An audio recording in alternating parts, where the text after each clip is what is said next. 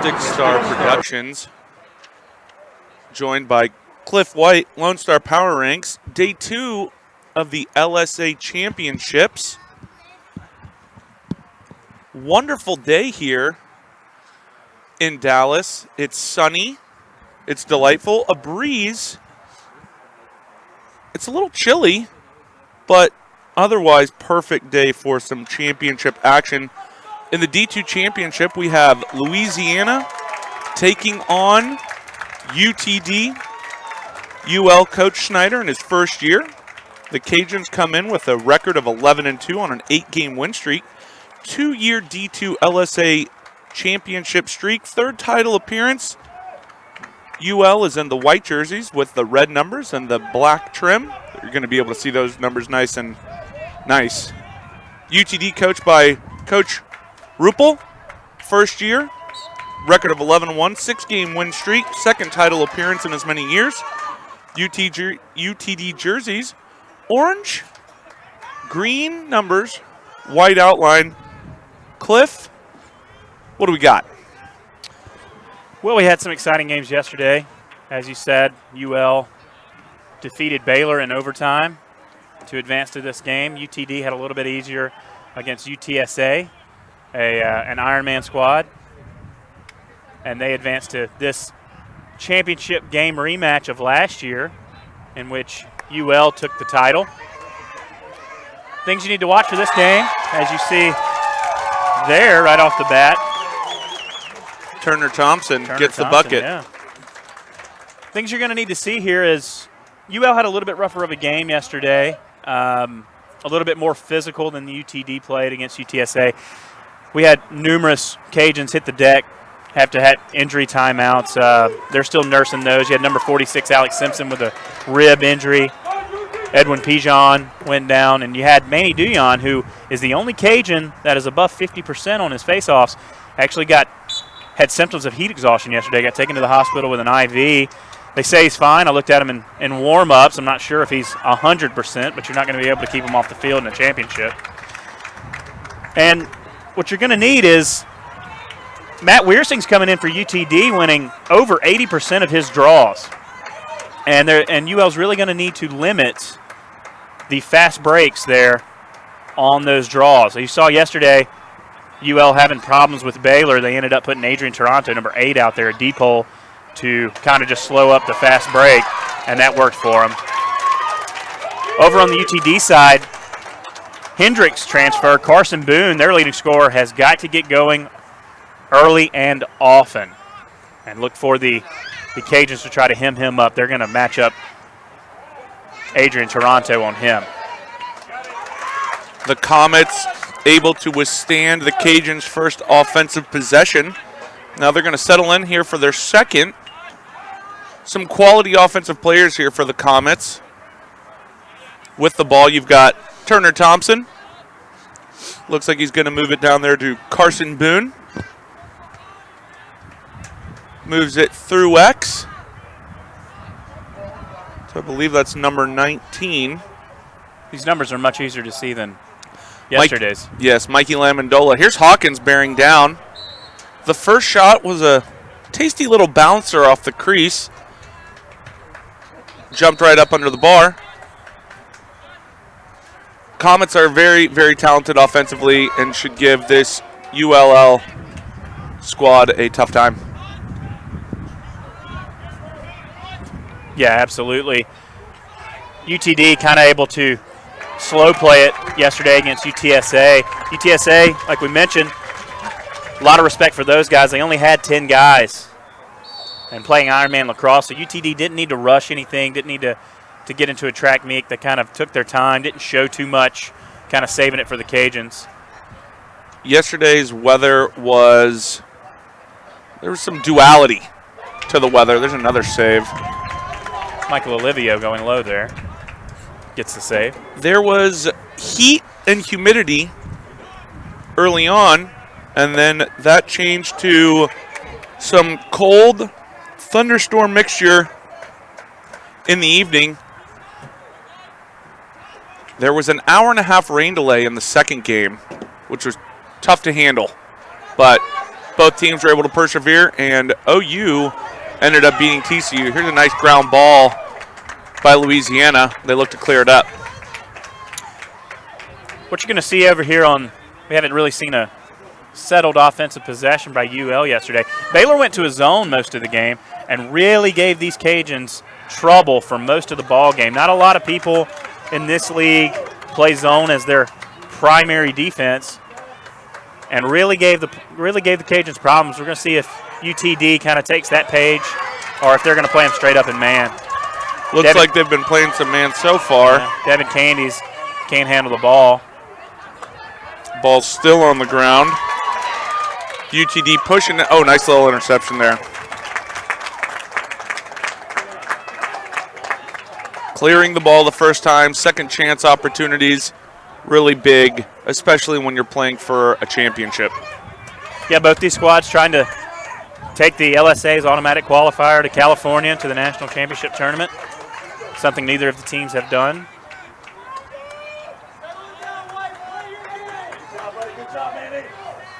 Tanner Castagna here on the ball. I think the Cajuns need to settle it up. Cajuns looking to possess. This is their offense. They enjoy lots of cutters. Good job there. Head up. Carry to the middle. Shot and a goal. That's Austin Gurrell with the big left-hander off the hitch from Manny Duyon. We mentioned him earlier. It looks like he is feeling pretty well. That's a quality shot placement on the lefty, John Scally. Scaley, the freshman out of Capel, put that off hip. Nice shot. And it's 1-1. Here you see Matt Weersing. He's going to be matched up against James Downing. James Downing's a big bruiser type. Kind of going to, his technique is to muscle you off the ball, wait for his wing players to get there. He is definitely a big boy. UTD able to win the faceoff. I really think UL is going to need to just go ahead and put a pole on the face and try to fight for the 50-50 ground balls, because Matt Weersing's he was first team All-LSA this year. Cajuns really can't afford to give up any fast breaks off the face-offs. As always, tweet at us. I'm at stickstarlax. He's at Lone Star Power Ranks. Go ahead and let us know where you're watching from. If you have any questions, comments, concerns, and we'll look to address those for you. Another big save. Great save by Olivio there, going low. Somebody who doesn't have Twitter, but I was told they were watching, is for a Cajuns parent, number 39, Tanner Shaddix. His dad is actually working in Equatorial Guinea. Wow. And they've got it on, I think it's afternoon over there, and they've got it on at the sports bar on big 4 screens, and he's trying to watch his son punch a ticket to California. So we want to give a shout out to Terry Shaddix in Africa. We're international here. We're the big time now. That's right. Shaddix on the ball now. Big save. You mentioned that cutting style. Manny Duyon cutting in, and the UTD defense just loses him. There's another opportunity and a goal. Tanner Shaddix takes it by himself, puts it around the defender. Scaley might have been a little screened there. A little bit. But you see, both of these shots have been off hip. Scouting report. They're doing a good job of testing the backside column of Scaley, but they're getting the shots from quality locations on the field. They're getting them from the center, right? You want to get to the middle. That's where the angle lives. That's where the goals live. You have all 36 square feet to shoot at there. Absolutely.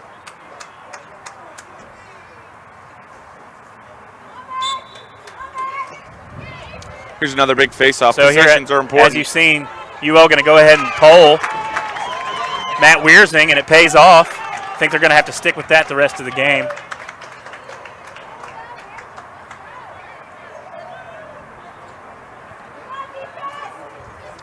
Cajuns have settled in nicely here after the initial goal by UTD.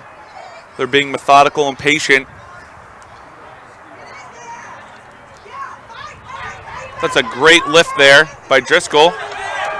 Driscoll, first team against Castagna, who's got his all-conference honors as well, so that's a good matchup to watch. Again, to the middle of the field they go. Nice trail check there. Driscoll's a big defender, big rangy. 6'3", working on Castagna here. He's talented. He's good at putting the ball on the ground. Nice hard checks there. Big save there by Scaly. Devin Candy's converted defensive midfielder the rest of his career for the Cajuns, playing a little offense this year. Gets that left-handed shot, but oh, bad idea. Never save the ball in your defensive end. You would rather just knock it out and be content with playing quality defense. Don't want to give them any unsettled opportunities there. Officials are going to give that over to UL. I think it's going to be a loose ball push. Officials in today's games are Dustin Perkle, number 74, Mark Welker, number 34, Jim Kennedy, number 36. And as we mentioned, the officiating during this tournament has been a very high quality. I would agree. They've let the boys play when they need to, and then they've called the appropriate calls when appropriate.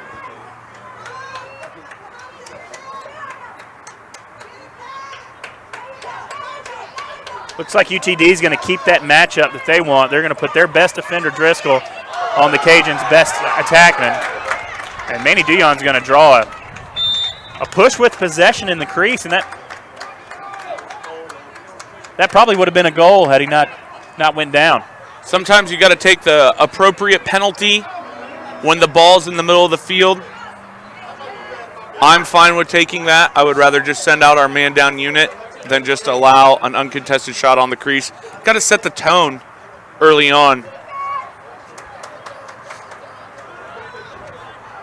Castagna going to start off with it on the near wing. And this is our first man-up opportunity for either team. Let's see what the strategies are. There's a ball side cut. Looks like a little triangle rotation there. Yeah, three-man rotation. Now they jump into the 1-4-1. They swing it around. They've got them rotating. Hands are free off the woodwork. Beat Scaly, but hits off the crossbar. The goalie's best friend sometimes. Absolutely. Look inside. Shot and a finish. That's going to be Ben LaRiviere on the assist to Manny Duyon. I'll tell you, the Cajuns fans travel well. And UTD takes a timeout. I think that's an appropriate timeout to take. They need to go ahead and recover and make some adjustments. You mentioned the UL fans here. We've got former players running up and down the sidelines with flags. We've got a 6-foot stuffed cayenne pepper on a stick here. It looks delicious. Speaking of delicious, there's the hype man. Our third in the booth. We've got an extra mic over here for you. We're going 3 mics, 1 championship game. There's also a sausage, egg, and cheese, or a bacon, egg, and cheese over there, if you're into that kind of stuff. Shameless plug here for Bubba's in the Park Cities. Bubba's delicious breakfast assortment. The breakfast sandwich, can't go wrong there. They're known for their fried chicken, Bubba's Fried Chicken on Hillcrest.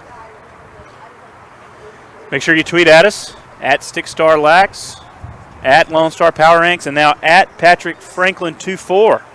Ask us some questions. We'll give you a shout out on the air. Yep. UTD has talked it over. I got one for you, buddy. And the Cajuns are going to send their defenseman, Adrian Toronto, back out on the face against Matt Wiersing.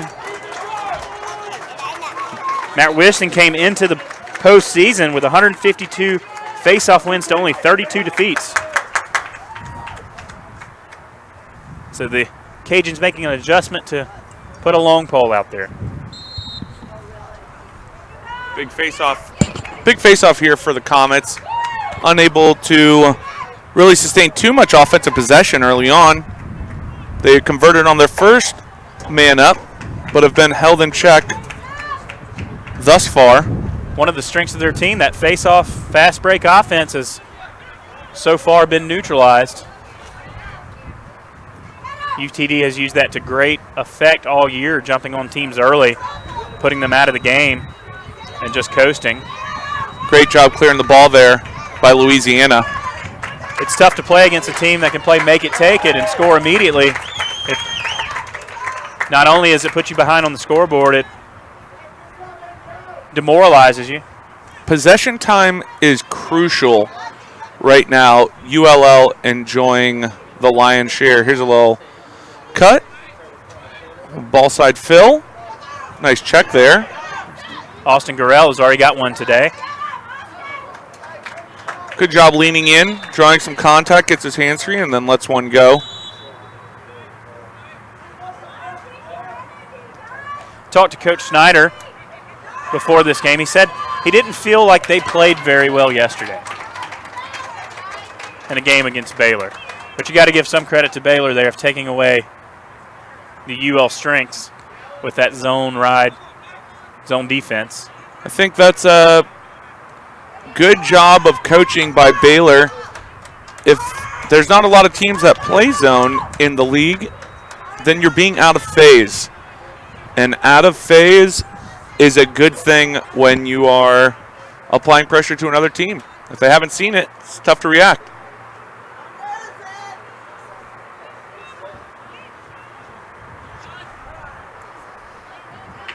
Here's Hawkins with the ball. Moves it up top to number 0. Zane Riemann bears down. Gets to the next level. Nice bounce shot. Sends it just a little wide, but that was a really good take. I would say right now, Michael Olivio. They're Cajuns, so he's dropping. You don't ever know where how to pronounce the name. That's right. He's dropping a lot. I would go ahead and pump one down low.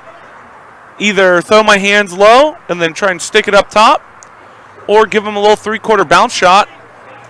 We'll see if they're able to make the adjustment. Here's Hawkins getting to the middle. I wonder if that's the UTD scouting report, is they want to go low on Olivio. As you'll see, the Cajuns have wanted to go offside over here on Scaly.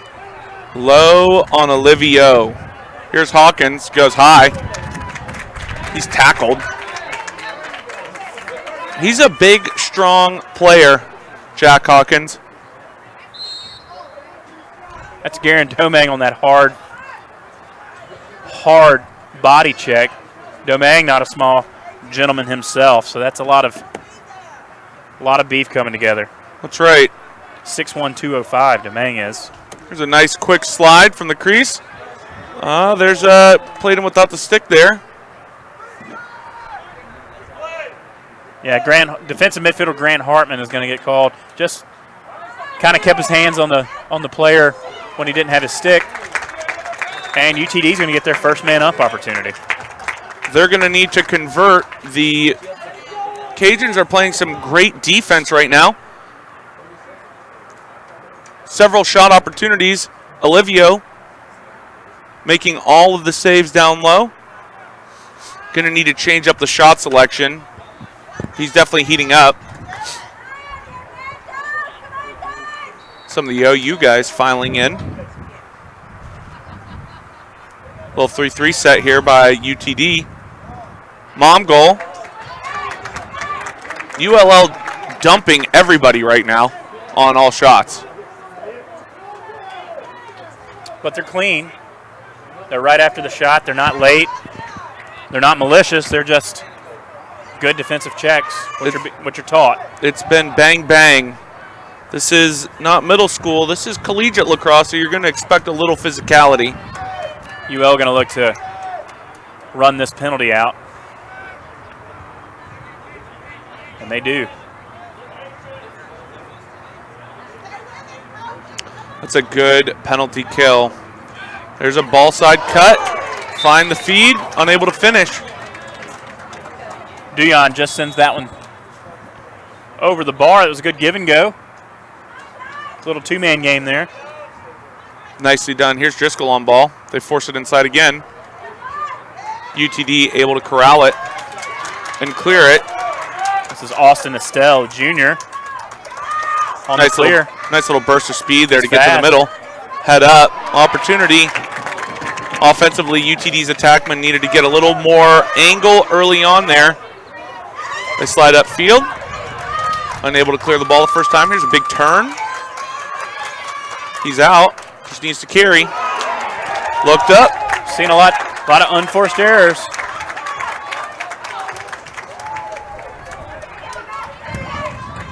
For those of you, this is your first game. This is our 5th game broadcasting here. If this is your first to watch here at the Crum Lacrosse Complex. We're playing on the white lines, men lacrosse on the white lines. This field is lined for numerous sports. We got a question, a comment from Jason DiGiovanni, who has been watching all of our games. Says that UL serving up their own brand of breakfast this morning with the physicality. No doubt about it. That's Driscoll blasting that check. And here's the ref going for distance on that flag toss. It was late. I think they probably could have let that one go, but you know, these two teams do have a history. They can get chippy, and I think the refs are going to let it be known early that they're not going to take any of that. As long as they're calling it consistently. Yeah, I mean, I would say that that was really the first guy that ULL had really done. Or that was the first guy that UTD had dumped. Just running through a pick. So we'll see how this continues to play out. 39 seconds left here in the first quarter. 3-1. Cajuns up. Gonna go man up here. Let's see if they run that 3-man rotation again from the midfield. It looks like they are. Don't want to give him that shot. I'm sorry. For UTD me, got bailed out there with just a poor shot by Castagna. Didn't hit the mark, but shot through. That's a good rotation defensively there. Can't play the man and the first pass. Le Riviere trying to get a late on the rotation. That's a really good finish. Castagna puts that one far corner with very little angle. His first of the day. Almost a little twister there. A little inside-out motion in that finish. Makes it 4-1, 18 seconds left.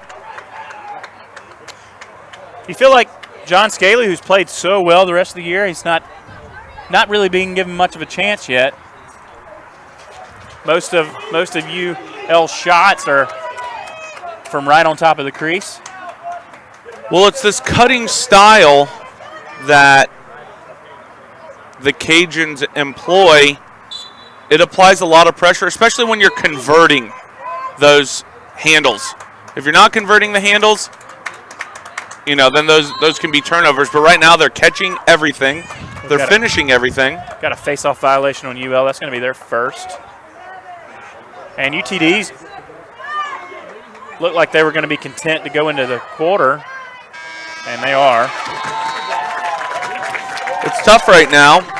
4-1. Tough right now for the Comets. 4-1. Cajuns are up, and they are effectively applying their will to this game right now. What does UTD have to do to get back into this? Well, I think they need a little bit of offensive possession, and we haven't really seen a long settled possession out of those guys. Over on the defensive end, they're really needing to communicate off ball because, like you mentioned, UL is catching everything, finishing everything inside. That's something that Baylor did not let them do yesterday. I'm not sure if the zone is in the repertoire of the Comets, but if it is, it might be something to go to. They gave the Cajuns trouble yesterday. I think that from my coaching standpoint, I think that having a zone and being able to play it, it's a nice little card. It at least is going to force your opponent to adjust. And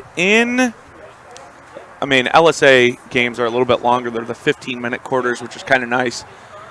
But the more times you can get your opponent to adjust, the better, right? It's more time they're spending adjusting to what you're doing than running what they're wanting to run. Exactly. You're dictating the pace of play, dictating what you're trying to do. Just this week, saw Jesuit versus ESD here in Dallas, and ESD had a nice little zone where they locked off a man at X, had another short stick up top, locking a guy off. Jesuit likes to move the ball through X, so it forced them to adjust. It's just a nice little wrinkle. There's a lot of different zones you can throw out there, and if your team practices it and they're very comfortable with it, and it's not something that you've seen before, it's going to take you a little while to adjust. The coaching staff is going to need to see what's going on, how do we attack this. So not only are you taxing the players, you're seeing how good of a coaching staff is at making adjustments. Your ability to make adjustments in a situation that there's a little bit of stress. It's a championship game. And that's every time UL has put Adrian Taranto out there on the faceoff X, they've come up with a win. And every time UL comes out with a regular faceoff specialist, Matt Weersing is just owning it. Cajuns, quality adjustment at the faceoff X. Here's Tanner Castagna, an attackman, working on a shorty from up top.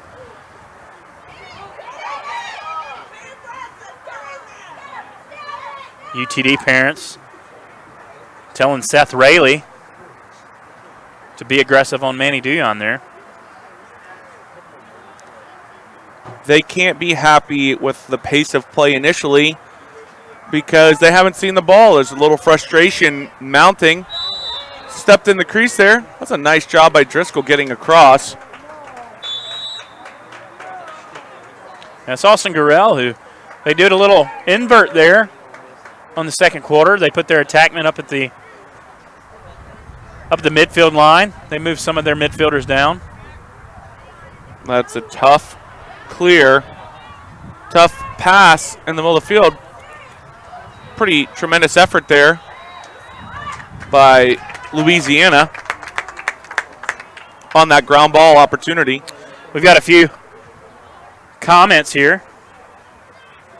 Jason DiGiovanni says those LSA refs are known for their Olympic quality flag tossing, height and distance. Says UTD is getting looks. They need to be more efficient with those looks and continue to be patient. Griffin Gradke says UTD needs to stop letting UL get their hands free. Lots of screen shots, which we have mentioned. And there's another one. Manny Dion gets his second. That was a nice little change of pace. Right now, what you're going to want to take a look at is the body language. You're 5-1. You're losing right now. Understand, it's a long game. It's a game of runs. ULL was down by 3 in the fourth yesterday when they made their comeback. 3 goals in the last 2 minutes of that game. Wow, that's tremendous. Now this is a game UTD has had circled for an entire calendar year. They have wanted this matchup. They have talked about this matchup. They have given a little locker room material on this matchup.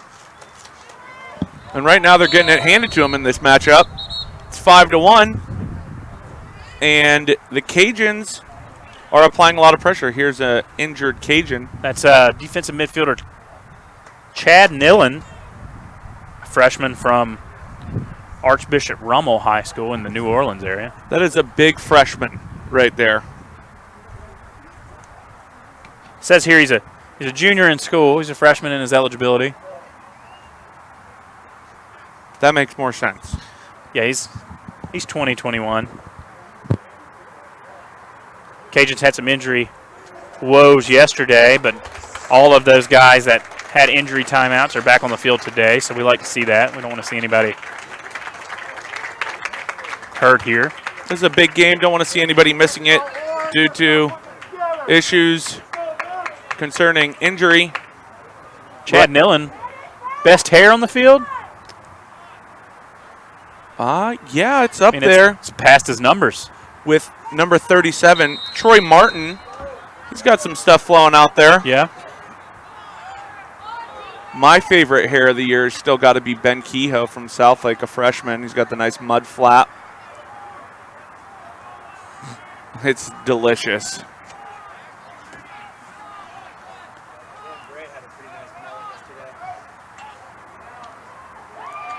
There's a deflection. UTD is able to corral it. It was a shot by Turner Thompson, who scored UTD's only goal, and looks like the UL defense just able to get in the way of that, never making it to the goal. Hawkins has the ball over the top. Here's Carson Boone working on a shorty. You got to like that matchup if you're UTD. I'm sorry, that's not Carson Boone, that's Jack Hawkins. The big boy, I would like to see a little more invert right now if I'm UTD. Carson Boone, no impact on this game so far. He does a good job in transition and on man up. With Chris Kaz, an assistant over at TCU, says, I'm just tuned into this game to see if a Jenga game breaks out. You could see a Jenga highlight later on. We may have clipped one in. There's Carson Boone with his first touch on the ball. Unable to handle it. Does a good job riding the man back. Ball still on the ground. There's a big GB here. Ball goes to Boone, picks it up. Second chance opportunity here. He's got his head up. Back to the backside, long stick. Nice opportunity there, though. Way to keep his head up and his eyes open. Yeah, we had an hour-and-a-half rain delay last night in a matchup against TCU in Oklahoma. And during that rain delay, somebody brought out a giant Jenga set, and we had the two teams going at it on the field with a game of Jenga. We've got that on tape. Cody DiSerrano bearing down and beats the man. Beats the goalie near side pipe. That was a very nice screen shot by DiSerrano. Olivio not able to see that till it was right on him. Goes right over between his stick and his head. Oh, it was a very well-placed shot. Beat him near side pipe. UTD really needed that. They sure did. Makes it 5-2 here, 11:09 in the first half. If you'd like to see a little highlight from that epic Jenga match. It was a 45-minute Jenga match. I mean, there was multiple levels being put down there. Here's a big GB. There you see again, Matt Wearsing easily winning the clamp when faced off against another face-off specialist. UTD now able to push it a little bit. There's no advantage, so they're fine with just retaining the possession.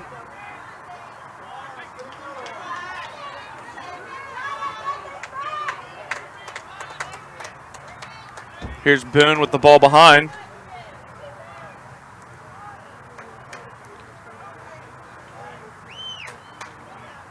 Looking at your matchups, it looks like Cody DiSerrano, who just scored that goal, is matched up against an LSM over on the wing. Garen Domang for the Cajuns got scrambled on and put up on a midfielder. It's a tough matchup there. Chad Nillen back in the game. Livio just gets a piece of that. UTD starting to get looks. It's a war of attrition, and they're finally starting to apply a little pressure. Ball goes on the ground. Big GB here again. Nice scoop.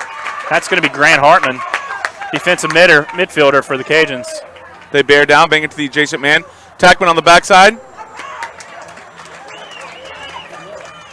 That's Ben LaRiviere, just took himself out of the angle. You got to put your foot in the ground there, and you have to explode upfield. Here's some transition opportunity. They got a nice little spill look. One more. Boone unable to handle it. Olivio came out of the cage. And we're going to get a push. A loose ball push, and that's going to go with the Cajuns. Cajuns luck out there. Boone not able to handle it. They had numbers. They actually had an extra man as well. And they had 2 up. And Castagna is going to take his time on the far wing. Let them substitution. Oh, no, little substitution. Gamesmanship. Kyle Manning had a step, decided not to take it. Going to come off. I really enjoy that. It's a great little play. It keeps them honest, and it's going to allow you to get a better substitution later on. Again, if you were looking for it, a nice little Stickstar Productions clip of the Jenga Championship from the rain delay was just posted. Go ahead, check it out. On the YouTube channel there? Yeah, it's fun to have fun. We just tweeted it out there to the masses. It's fun to have fun. So if I'm UTD here, I'm making sure that I'm always knowing where 42 is, Manny Dion, and putting a pole on him. There you see Edwin Pijon. Is he a righty or a lefty? That I don't know. Plays both of them very well. Because if he's a righty, they did a good job of staying in trail position initially, but then they stepped down, gave up the rollback. Tough for the goalie to handle that. Yeah, also a little bit of a screen shooting around your defender. Pijon, a big kid, big freshman, 6'2". Out of Brother Martin High School in New Orleans, one of quite a few New Orleans residents on this Cajun team. How is the high school lacrosse in New Orleans right now and across the state? Your state champions are generally from the New Orleans North Shore area. And who is it traditionally? It is usually Jesuit High School out of New Orleans and St. Paul's lacrosse out of the North Shore, Mandeville, Covington area. Okay. And they're actually, those two are playing in the championship today. Are they? For the Louisiana State title. Generally, those two teams. Olivio up to that task. Another save low. Lafayette, the hometown of the Cajuns, only has 2 high school lacrosse teams. And they are? They're the St. Thomas More. Wombats? No. Nope. I'm blanking on this. They're the Cougars, yes. Which there's quite a few Cougars on this UL squad, and you have a Lafayette Hurricanes program that pulls from all of the other high schools in the area. It's nice to see the, oh, that's playing without the stick. Yeah, I think so. Boone looks up. They're not able to really generate anything off of that, though. That was a nice rusty gate, but he de-wanted himself. He did. That wasn't the objective. Cajuns confused. Hawkins just runs right through the middle of everyone, unable to finish. Cajuns were confused about their matchups, who was on who. Here, no, you take him. No, you take him. Yep. I thought you said you had him. We enjoy Matador lacrosse. That's there. Right. We communicate me, you. That's a great take. That's Brendan Fry, senior. Going to get to his right hand, get under. There's slides late, puts it right over Olivio's head. That's another bucket for the Comets. The Comets are trying to work their way back into this. It's 6-3. Louisiana has enjoyed. Oh, and here's a gimpy Jack Hawkins making his way off the field. That would be a tough injury. You know, you hate to see that for the Comets.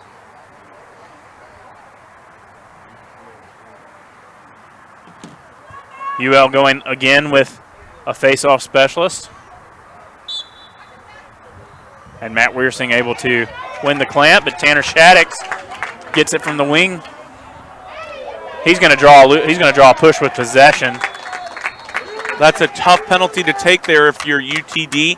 They just were able to make this a 3-goal game, and then they give them a man-up opportunity. Shaddix just a little too quick there in transition. Able to get by his man and draw that push from the behind. This is our first of 2 games today. In the D1 championship, we'll see SMU, the hosts and defending LSA champs, taking on OU in their first championship appearance. What do you look to see out of that game? Well, you want to see Oklahoma has had their best season in program history with their new coach, Mario Anaya. That hire has really paid off for those guys. You're going to see Tanner Castagna there with his second. I mean, he is good. His left-handed shot there. That's why he is first team all LSA. That left hand from that wing, he's deadly top shelf. The shooting spot, you just really have to rotate to it. You cannot, I mean, when you go out and you shoot the ball, you dump all the balls right there, and then you shoot from right there. You hammer that thing. So and that's what you're seeing is the UL shooters are able to get to the spots that they're comfortable at. And that's really making John Scaly's life tough. I would say Scaly hasn't really had the opportunity to get into any sort of rhythm at this point. As a goaltender, you like to get a couple saves early, kind of get in your rhythm where you're seeing the ball. You kind of get some confidence. It starts to look like a beach ball.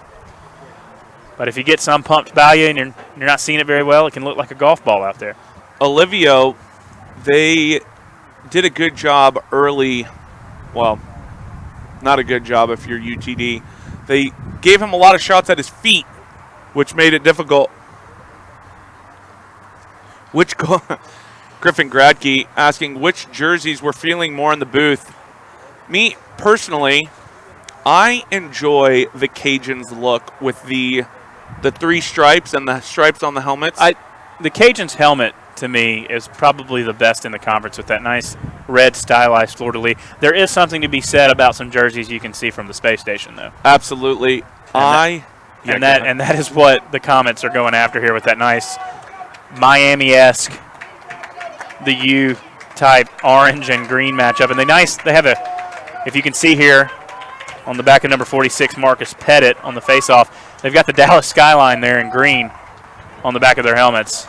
It's hard. It could use a little accent white on it, maybe. But it looks, they definitely have their style going on. Me, personally, really enjoy style when it comes to lacrosse uniforms. stickstarapparel.com, check it out.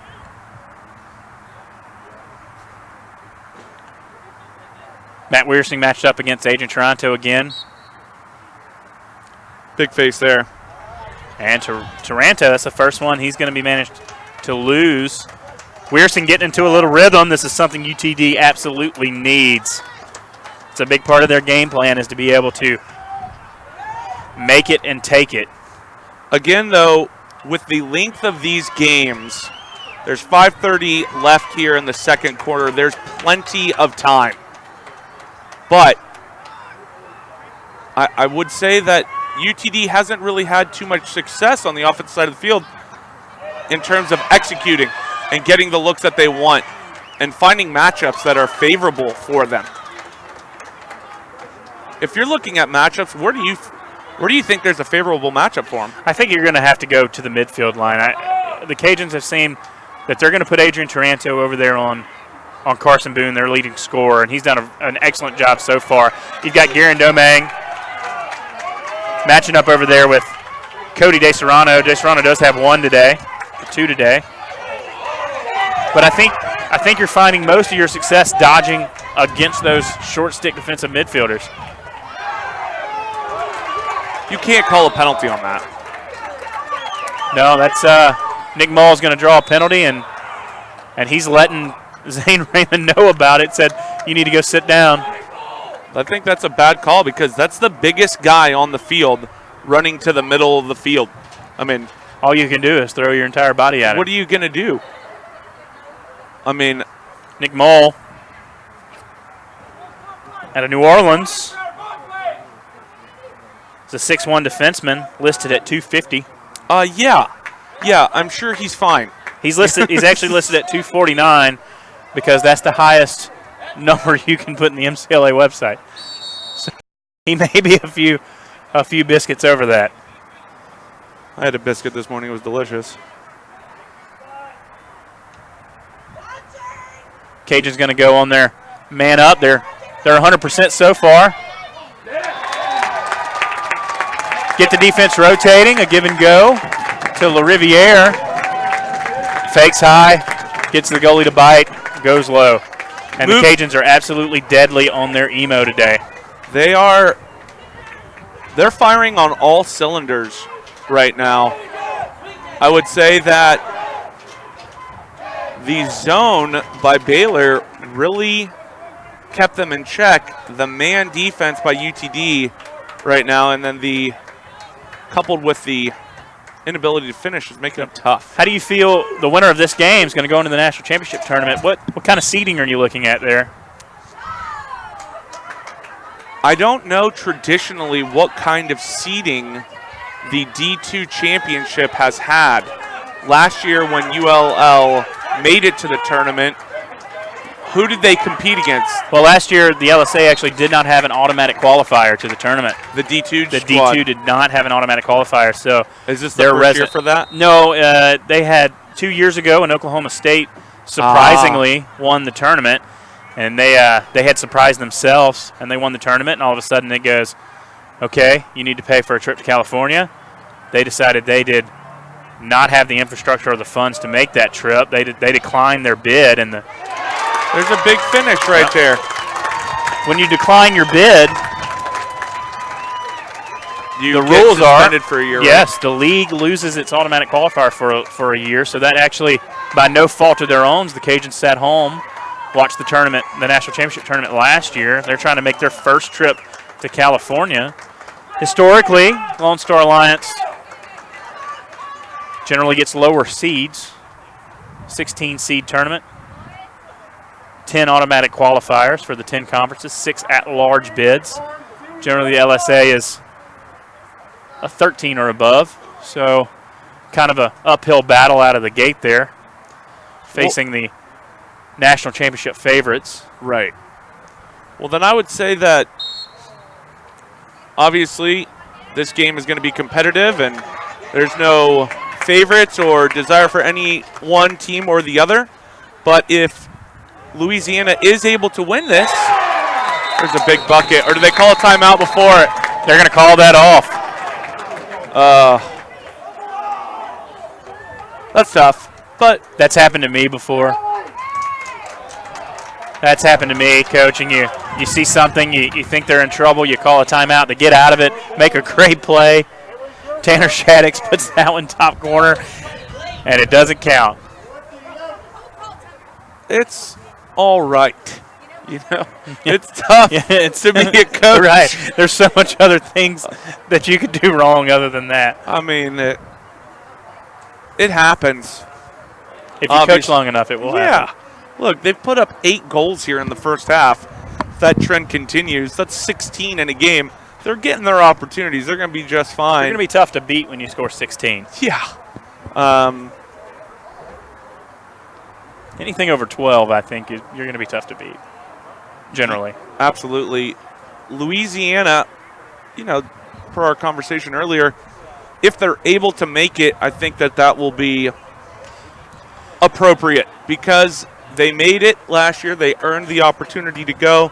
They just weren't able to due to circumstances outside of their control, and they're working hard for it. Cajuns have been just sitting outside the top 25 all year. They did make their highest rank, I think, of 23 or 24, but they've been sitting at the 26, 27 for quite a few weeks. UT Dallas, number 23 in the country. Really? Well, and have been there pretty solid from the voters. The selection committee meets later today to select those 16 seeds. The MCLA selection committee meeting today. And we will know this afternoon the 32 teams across the 2 divisions that will be playing for a national championship. It's second season, and it's unbelievably exciting. So if you're UTD in this timeout that you were gifted, what's Eric Ruppel telling his squad? I mean, they're playing man. There's a cut and a bucket. That's Tanner Castagna all over the play after not really having that great of a game yesterday, really putting up numbers today. Edward Pigeon on the goal. And Chris Driscoll knows it. Big 49 there. Just lost sight of him. There's entirely too many ball side cuts going on right now. The Comets aren't doing a good enough job of changing the path of those cuts. They're allowing them to move freely towards the goal. Those are the easiest feeds to make from behind the goal. That's right, and the carriers behind have their hands and their eyes. And that's nearly impossible for a goalie. You're turned around, you're watching the ball at X, you're making sure that guy doesn't wrap around and make a close shot on you, and all of a sudden the ball is, you've got to turn all the way around, find the ball, find the shooter. Scaly has not been put in a position to succeed so far. His defense really hasn't done him much favors. And that's just a frustrated shot there. 2:27 left. At this point, I think that UTD needs to get the ball behind, not attack. If I'm going to attack with Carson Boone, I'm going to have a shorty behind there. I think you would want to invert him, right? Yeah, well, or off-ball pick him to a short stick defensive midfielder. So one thing that I would do, put his man in a position to slide, try and draw the slide, and then give him a different matchup. They look inside, Boone handles, off the pipe. I'm not sure if Olivia got a piece of that or not.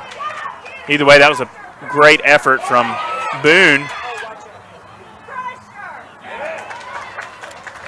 So you can put your man in position to slide, fade to the backside. Maybe a little big-little game behind there. That's what I would also say is the big-little is I would go with the big-little, try and get a switch, and then clear that man through. Yeah.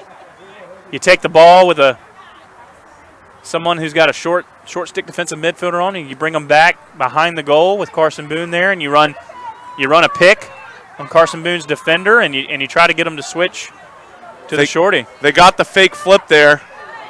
They were able to confuse the defensive group for a little bit. It was nice. I like that.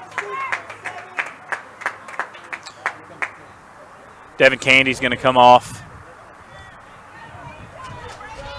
Looks like Tanner Shaddix is going to come back on for him. An absolutely lovely day here at Crum Field. Really, we were worried all day yesterday about the weather, and it really has turned out fantastic for the championship Sunday. It's brisk outside. Oh, man. Oh, there was nothing. I'm not sure what that flag is for. I didn't think there was a push. I think he just lost his footing, but there may have been a slash. We'll have to see. There's 23 seconds left here in the first half. I say you go to goal here. Wait for the last shot. Wait for 10 or 15 seconds. Go to goal. And if you don't get it, you just hold for the penalty and go into the third quarter without a face-off.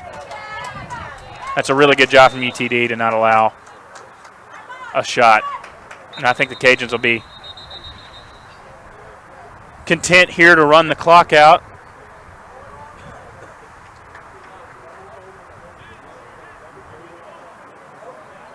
Looks like we got a slash.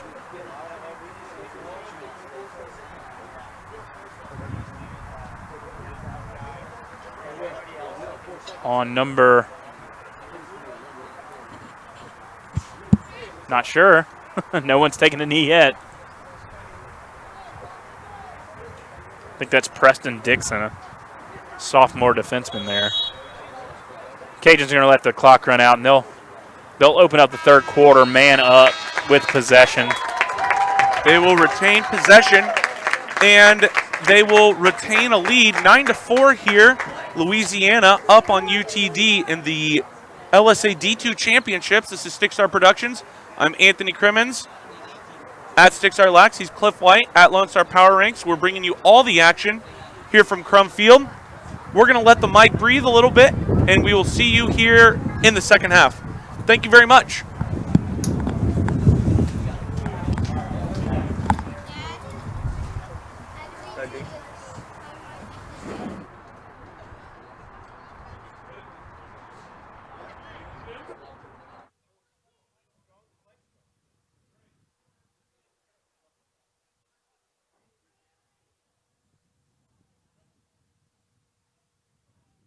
Are in line, drills for turns and screenshots. One-on-ones we cover quite extensively as well. So we basically cover everything from A to Z in the goal, plus a whole bunch of drills that goalies can do on their own with their coaches when they get back to their teams.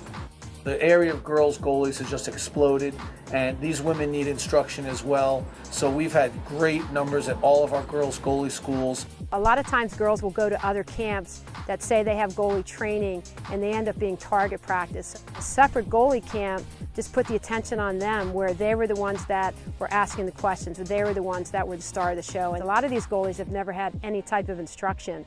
We do a filming station.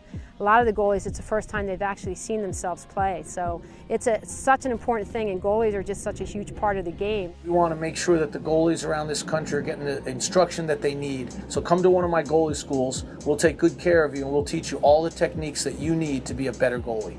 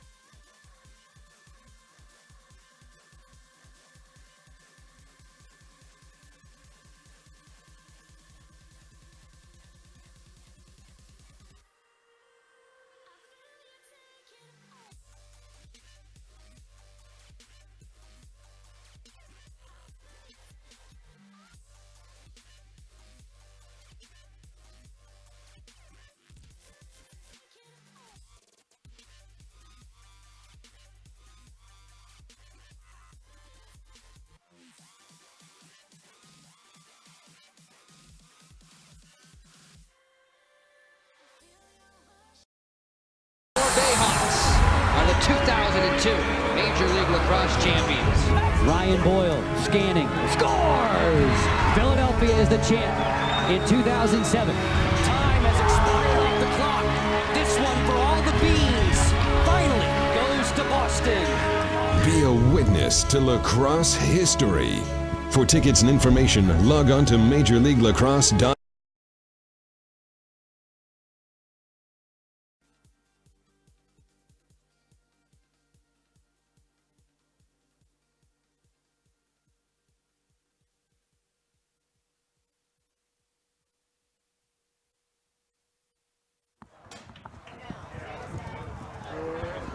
Welcome back.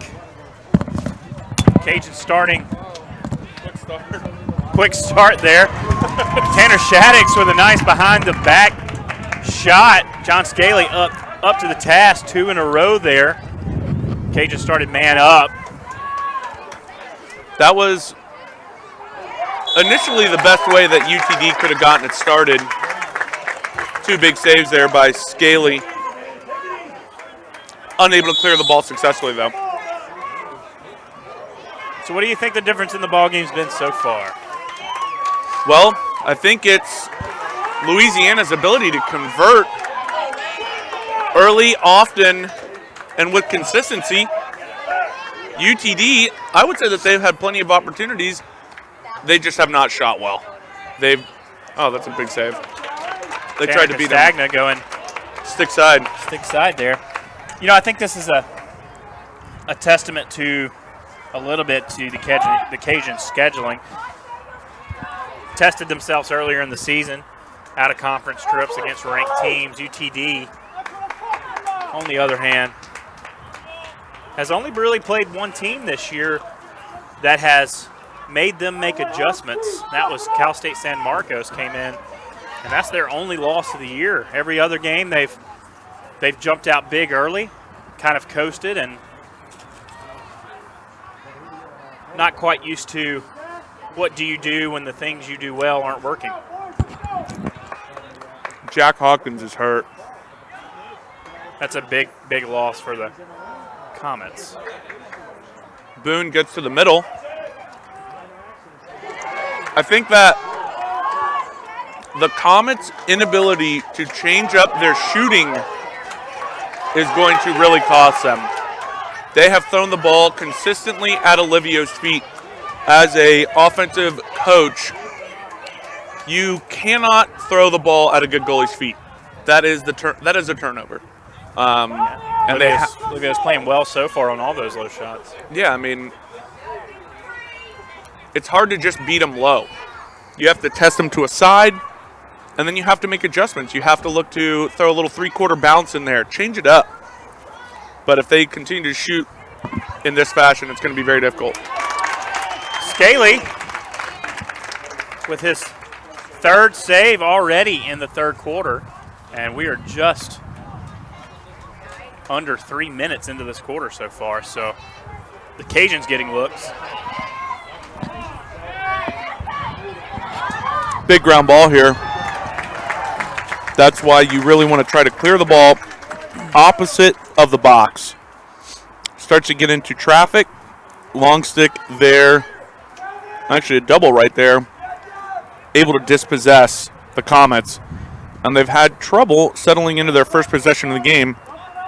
11:45 left here in the 3rd quarter. Really haven't seen any settled offense from either side so far in the quarter. Candies gets a touch in. Manny Duyon telling him to spin that ball.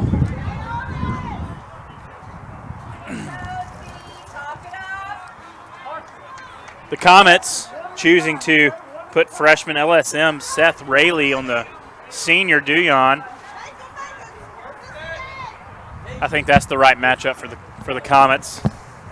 Duyon was scoring the majority of the Cajuns' goal yesterday. They love that pass down, cut and back cut, and then they have a man fill over the top into the shooting lane. They've gotten the give and go on that several times, and they've also found the shooter over the top. Here's Driscoll. Gives them options there. Driscoll, an absolute beast. Taking the stick right out of Pijon's hands. Comets trying to keep the ball going forward there. Unable to get it up off the turf. Right now, the name of the game is the ball side cut. There's Driscoll again. Throws the man to the ground. Driscoll, that's late, but I think he deserved it. I was going to say he was lucky not to get, well, it may actually be on the Cajuns. It's got to be. Bucket. The hoop and the harm. From Brendan Fry. UTD needed that badly. Had to have it. And it looks like they'll probably, do you think they're going to go man up? What are they communicating here to the box? Yeah. And it looks like Cody De Serrano Flags waved off. and Brendan Fry have all 5 goals for the Comets. That's some production there. But to win, you would say, heading into this game, if Carson Boone and Jack Hawkins are held scoreless, it's going to be very difficult. DeSerrano and Fry came in with 12 goals and 7 goals into the postseason, where Carson and Hawkins had 34 and 10. If I'm the UTD coaches, I'm thinking about, that's a hold. Oh, wow, that's... But you know, the Cajuns doing a great job taking away the scorers of UTD. Top 3 scorers, Carson Boone, 34 goals, Max Myers with 20, and Turner Thompson with 23. That's Not on the score sheet so far today. Right, that's a terrible call right there. This is where they took that timeout last time. Oh, nice look by Scaly. Trail check. That's an effort play. No backup there, though. Max Myers sends it just a little bit wide. If he'd have put that on Cage, I think it would have went in. He screened the goalie very well. You would have liked to seen Max Myers maybe not let that one go and possess it, because eventually that ended up being just a turnover. Right now, UTD has to really manufacture quality opportunities on every offensive set. While they want to apply pressure in transition, you want to do it the right way. If you don't have backup, that's not necessarily the best idea. So tweet at us. Let us know where you're watching from. Ask us some questions. Give us some comments. Anthony Crimmins at stickstarlacrosse. Cliff White at Lone Star Power Ranks. Let us know your thoughts on the ball game. There's another example of, oh.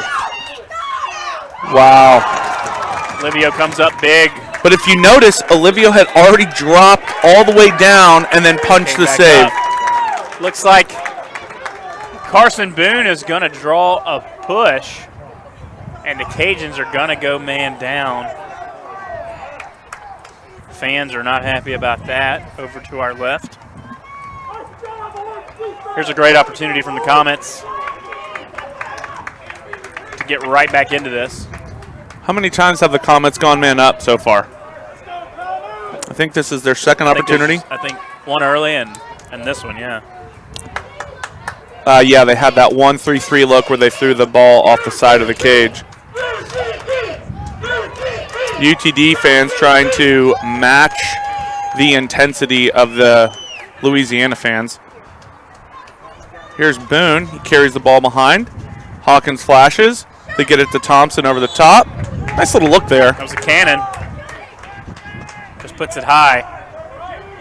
Just what you said. They're trying to go a little bit top shelf on Olivio now. Boone with the no look. Try and force the rotation. They do. Thompson sends it high, and it's a goalie ball. That can't happen if you're the Comets. No. Not on man up. You've got an extra guy.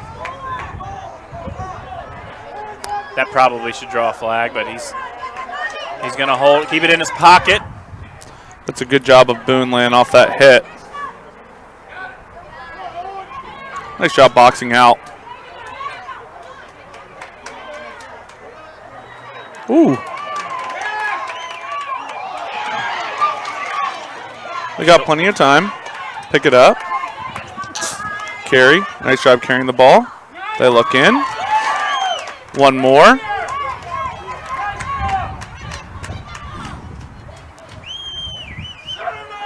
I'd like to see Cody DiSerrano and Boone behind the cage more together.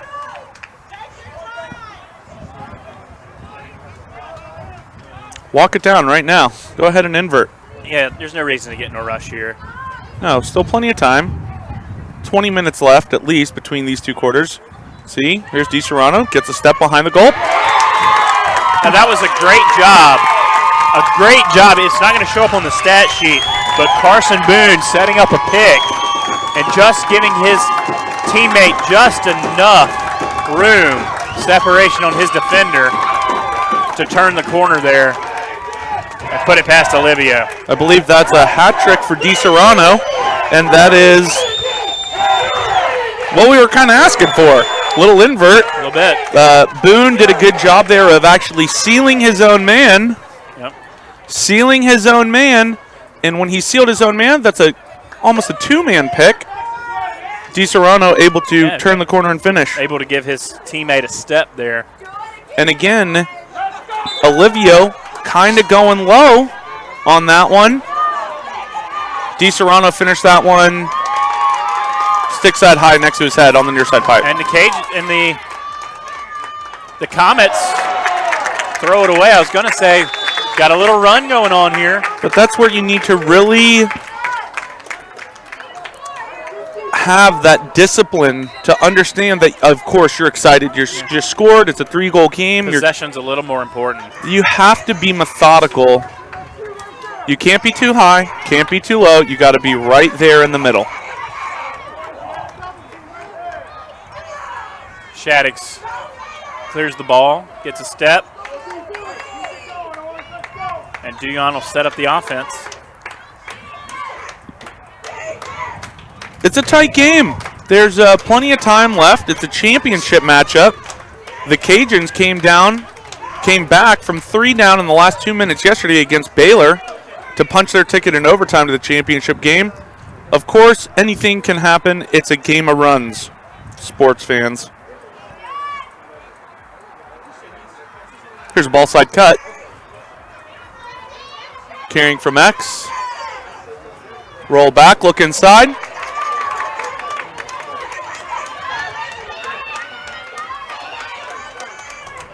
They pass down. Here's that cut. Carry over the middle. I like that pick. Little fake flip. Hands are free. Keeps carrying. Didn't have enough mustard on that. I feel like that was a banana walnut muffin right there. Scaly now with 4 saves. Yeah, he's actually really turned it on in the second half here. You know, this is kind of similar to their game last year. UL jumped all over the Comets early, and the Comets fought back into that ball game, made a run late, make the score a little closer. Scaly, though, the shots that he's turned away, I would say that the first one was a great save. Well, I really think what gave him a lot of confidence is saving that behind-the-back shot from Shaddix. Right at the beginning of the Grant Hartman. Here's transition. The give and go. Is that a save there? Pijon just sends it wide. And they're able to chase it. I really would like to see the Comets go back to the invert with DiSerrano. I think that's going to allow them. Have you ever seen a pocket and a goalie stick as large as Scaly's? It's nice. I have actually. It's like a fishing net. It's very nice. But he's got great hands. He snaps the ball out. Yeah. If you invert again, UTD is looking to move the ball to the crease inside. If you are from behind the goal, now everybody's head is turned around. If you're forced the crease from up top, if you force the crease from up top, now you're usually running away from the goal. Not doing yourselves any favors. Kyle Manning making life tough for the midfielders there. A little bit. And we're going to get a loose ball push. I think that's probably all right. I would like to see the palm stay down there by Thompson. No palms up, palms down. Take the ball behind. ULL defenseman number 26. Looks a little winded out there.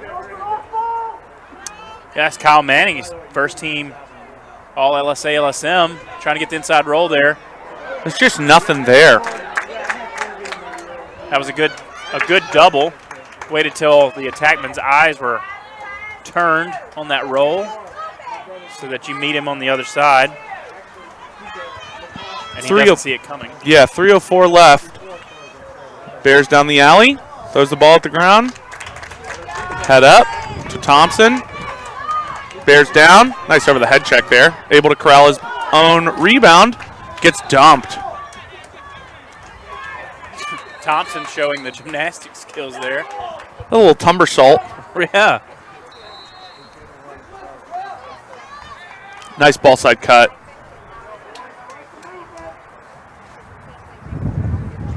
Again, though, everybody is standing around looking at the ball carrier.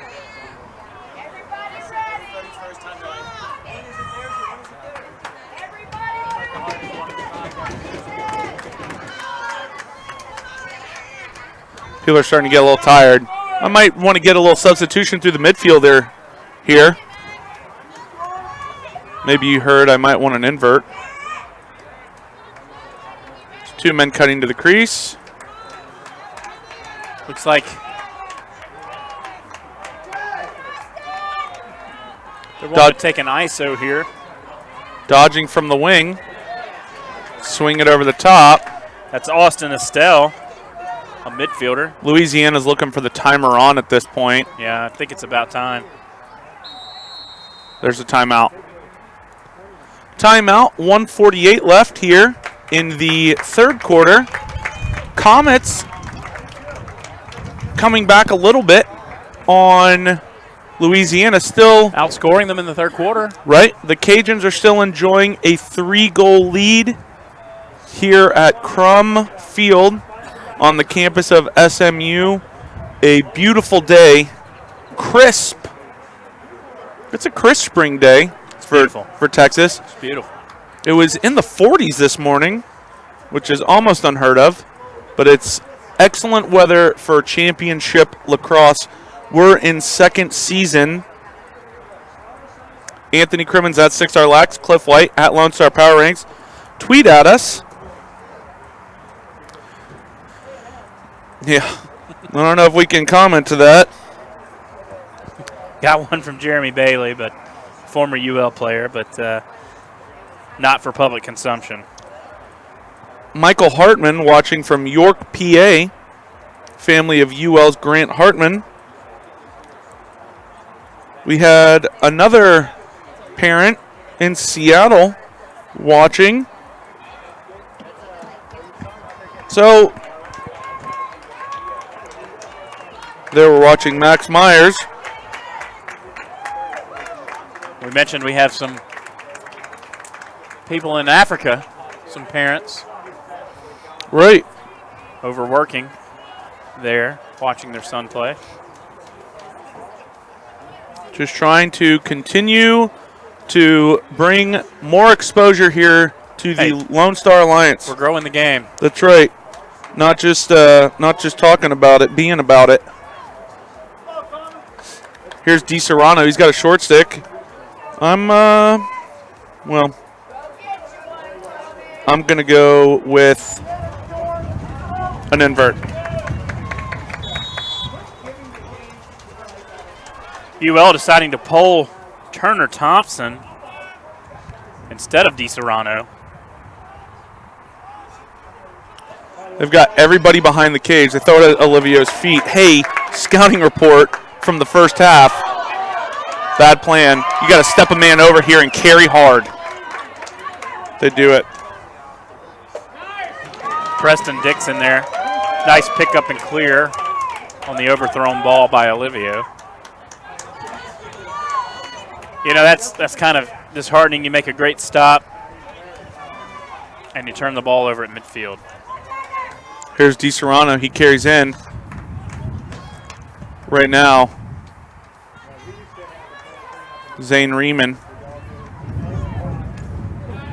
That's a frustrated and looks like Kyle Manning may have got a stick hit on that. I'm not quite sure. They definitely applied a little pressure and got something on it. 40 seconds left. Going to see if the Cajuns make a push towards the goal. They're having issues clearing the ball at this point. It's a big GB right here. Time's winding down. Driscoll. Has this got to be the same clock? Still haven't gotten it in. Now they just got it in. That was a long one. And you got 12 seconds left, so the Cajuns, if they're looking for a shot, they're going to need to go to work. I don't think they're either not aware or just content to take it into the fourth quarter. Content to take it in the fourth quarter with a 3-goal lead. Louisiana looking to repeat as the D2 champs. They're up 9-6 over the Comets right now. Comets outscored ULL in that quarter, but they haven't had quite enough going on yet. Scaly, UTD's goalie, having 6 saves in the third quarter. That's a Coming up lot. big. Yeah. Big quarter there by Scaly. He's getting some more shots. He's starting to heat up a little bit.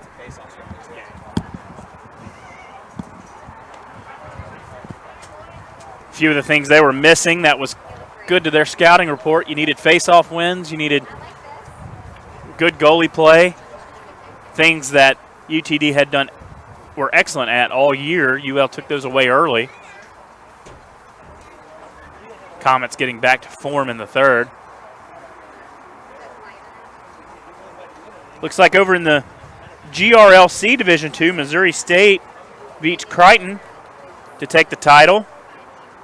They're going to get that conference's automatic qualifier, so we'll see where they're seated. I imagine Missouri State will be somewhere in the low teens, along with the winner of this contest. Makes it tough. In the third quarter, the Comets were able to outscore the Cajuns 2-0. It was 9-4. It's now 9-6. If they can get the next goal, this game will tighten up and it'll be a contest. Once again, Matt Weersing, excellent face-off specialist for the Comets coming out. And the Cajuns are going to pull them with Adrian Toronto, a defenseman, and Turner Thompson and Tanner Shaddix on this near wing, kind of giving each other elbows. Standard shenanigans on the wing. Yeah, a little bit of gamesmanship there on the wing play.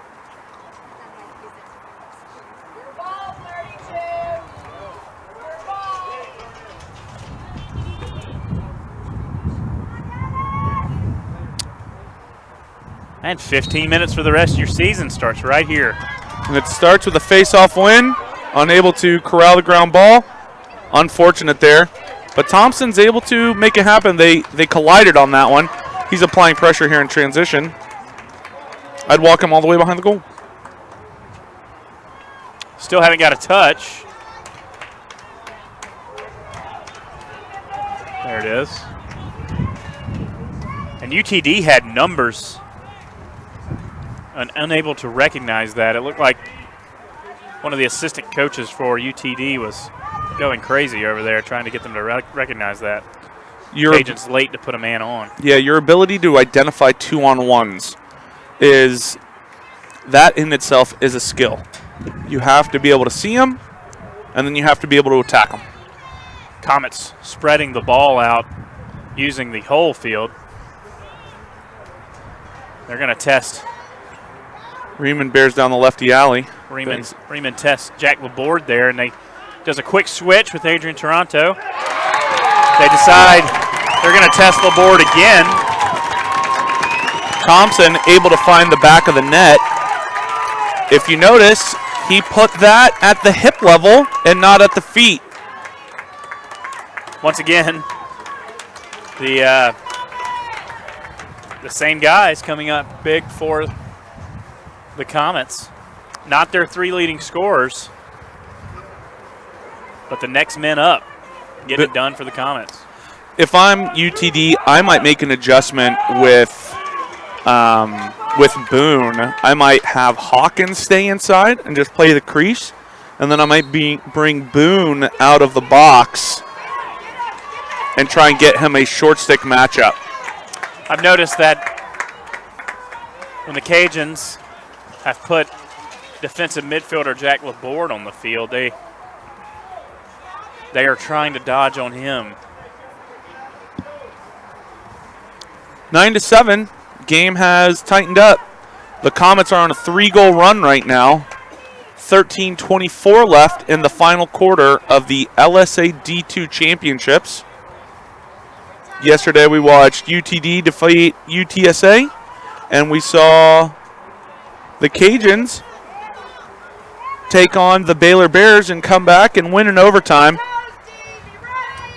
Scoring 3 goals in the last 2 minutes of that game to force overtime. It's pretty good. Pretty gritty. Yeah. I mean, anytime you're able to get a win like that. Has to boost your confidence. Yeah, it's huge. And to play against a defense that you're not used to seeing, Baylor employed the zone. Again, here's the ball side cuts we talked about.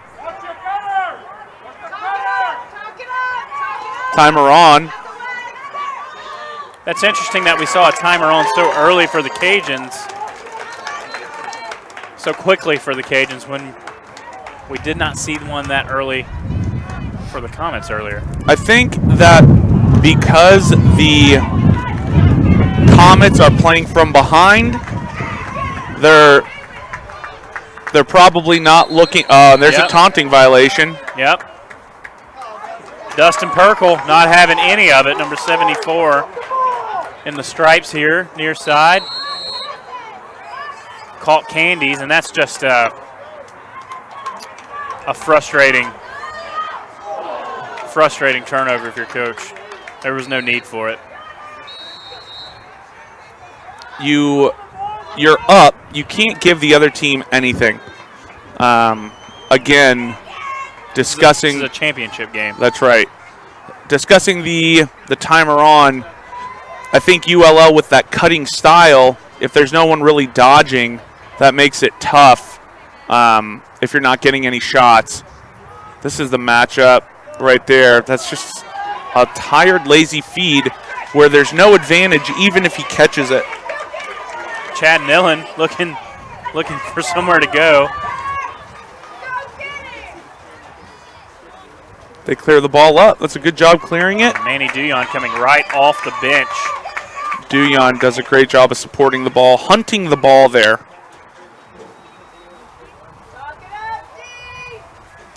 That was a big stop. Harder to clear the ball on your box side, but the Cajuns make it work there. They were.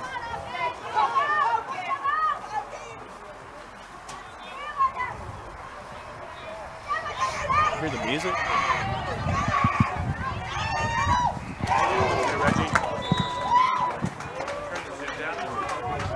Duyon's going to send that one just wide.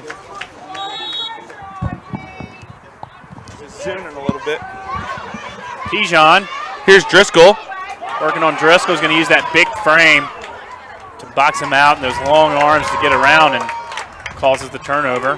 While I'm not the biggest fan of the V-hold, I would say, oh my goodness. And Pijon's going to get called for a cross check. I thought it was pretty clean. It was, I would say that it was a great hit, but it was potentially high. And at this point, any call where your arms extend and there is a serious collision, it just gets called now. I think it was clean, but I think it's a message being sent by by the referees. It's a championship game. Emotions are going to be high. It's close. They're not going to let anything go, let it get out of hand. I'll be excited to see the replay. But Edwin Pijon going to take a minute. If all he got was a minute, then he will take that because he got more than he got more than a minute's worth of action there. Yeah, well, we'll see if the Comets can convert here. They'll pull within one. So I think the Comets will make that trade every day. They rotate. They skip it. Nobody's there to chase it. Hawkins on one leg gets there. I'd put him inside. He's a big body, big target. Kind of toss it in there high, let him bring it down, and gotta adjust.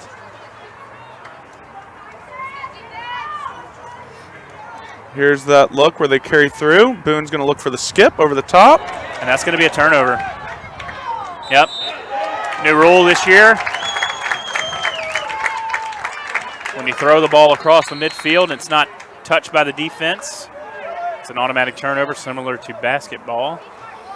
Over and back. Yeah. Speeds up the game. It allows your defenders a little bit easier of a time on the line there, as all they have to do is lift the stick of their attackman and let the ball go through.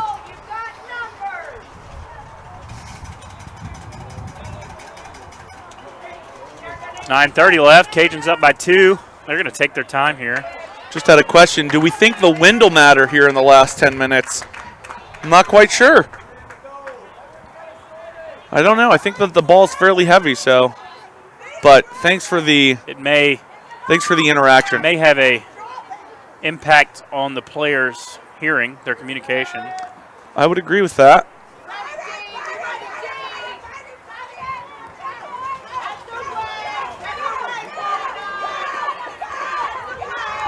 Gets it to the shooting spot. Goalie ball? LaRiviere's going to send that one wide.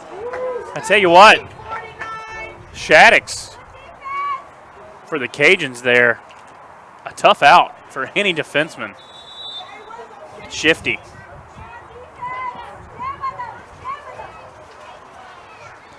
Cajuns got the look they wanted. Huge finish there. That was Castagna to Shaddix. On ball, ball side cuts, like you mentioned. The ULL fans. And that is the first Cajun goal in almost 22 minutes of playing time in the second half. Wow. That was a long drought. That was a drought. That was a unforced turnover there on the man-up opportunity, and it really cost them. Got to really convert. The Cajuns have converted. Didn't do a great job of communicating through that. Taranto there with another face-off win. He's been holding his own there against the face-off specialist of the year for the conference.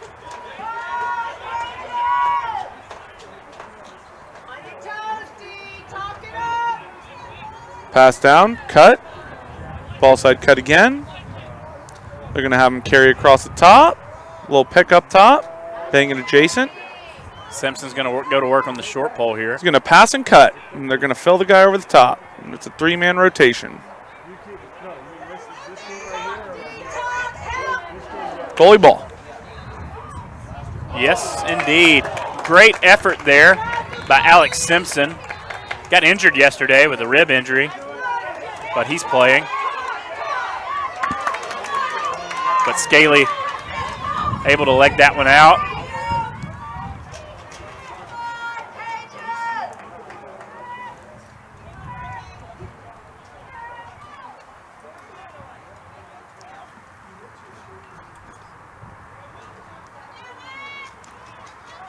Here's UTD with the ball on offense. 7:28. So the league, the MCLA says, will the azimuth of the sun vis-a-vis goalie peripheral vision impact the game?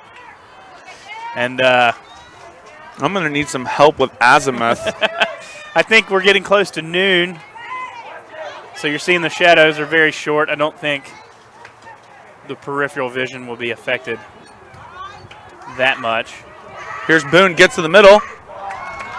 Boone still not showing up on the score sheet. Held scoreless. Not for lack of trying. I'd like to see them pick inside for him a little bit more. Here's an unforced turnover. That's a great job by Dion, and they're on the fast break. One of the few true fast breaks we've seen today.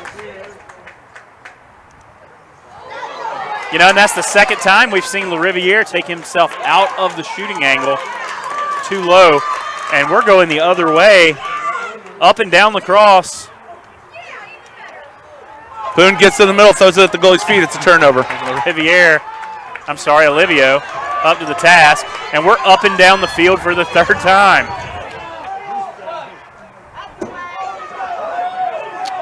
Driscoll swinging wildly there, gets Pijon. And it looks like Keith Schneider's going to take a timeout, up 3 with 6 minutes left. I think that's a good call. Olivio coming up huge there. Some exciting up and down the field lacrosse. Very exciting.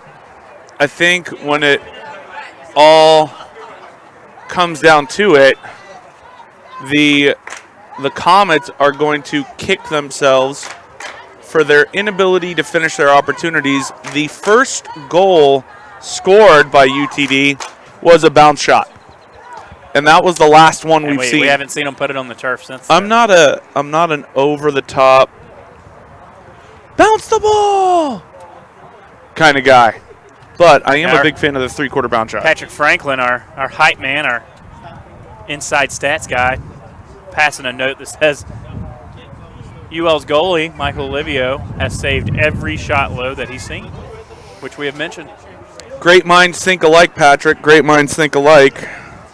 Griffin Gradke says, hey, UTD's doing a great job of getting the clamp on the face-off. They just can't manage to come up with a clean ground ball, though. And, yeah, I think that was the point of putting Adrian Taranto out there on the face-off X is, you know, he's not a face-off guy. He's a defenseman. I'm not going to worry about getting you in the clamp. I'm just going to turn it into a 50-50 ground ball. That's right. Muck it up a little bit. Yeah. Let my wing players. Matt Wearsing not been able to get any clean fast break face-offs.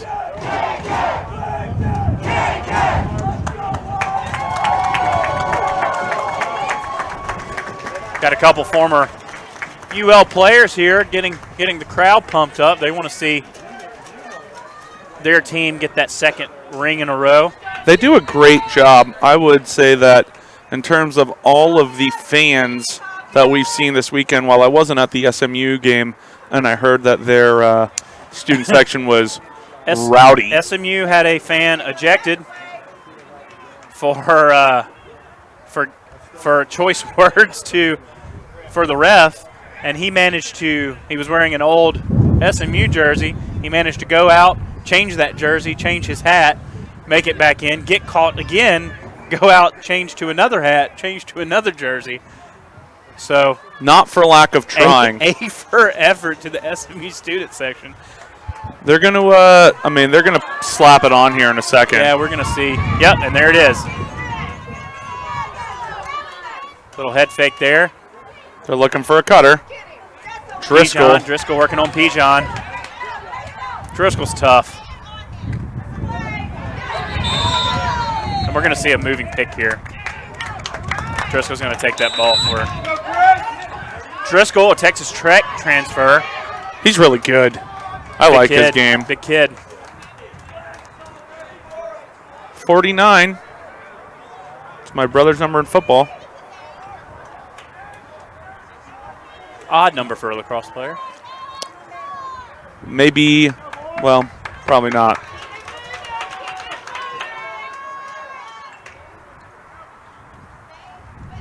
Here's DiSerrano. He's on a shorty. This is the matchup. You got to go back at that again. Yes, I think so. DiSerrano just sends it wide. He's working on number 3, Deontay Sorapuru from St. Paul's in Covington. He's got a couple high school state championship rings. Gets a step. Here's a show. They look in. Bang it! DiSerrano. To Zane Riemann. Finally, somebody other than DiSerrano and Turner Thompson getting on the board for the Comets. And it's back to a 2-goal game. 10-8. Louisiana up. Championship Sunday. Big goal. And if you're a fan of lacrosse, not necessarily a supporter of these two teams, you're probably having heart palpitations. But if you're just a fan of lacrosse, this is a great game to watch. And it's good action. Louisiana and UTD, considerable skill on both sides of the field, even though it is the I think we're going to get a withholding call on Matt Wiersing. And UL's going to take that. I felt like that came out pretty quick, but I thought so.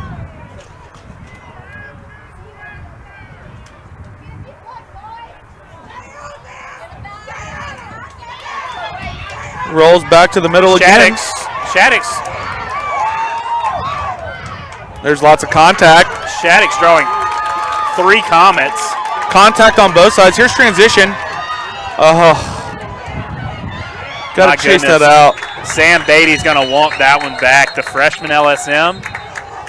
And it looks like we got Tanner Shaddix down behind the play. Cajun fans not happy that they didn't stop play, but you don't stop play for an injury behind the play. That's right. You let the advantage play itself out. They threw the ball away. I think they're doing a great job.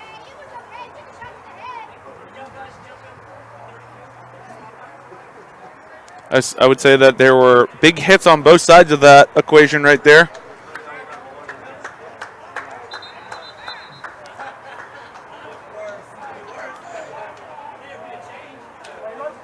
So it's going to look like UL's ball. They're going to be taking it out in the back corner with Adrian Taranto over to Olivio.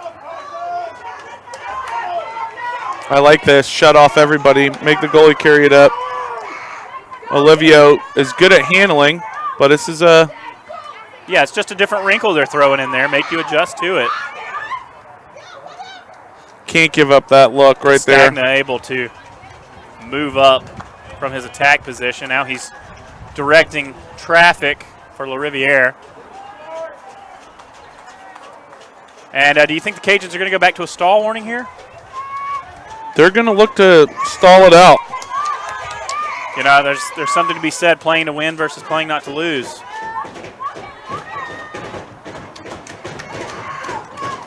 Austin Gurrell's looking for help.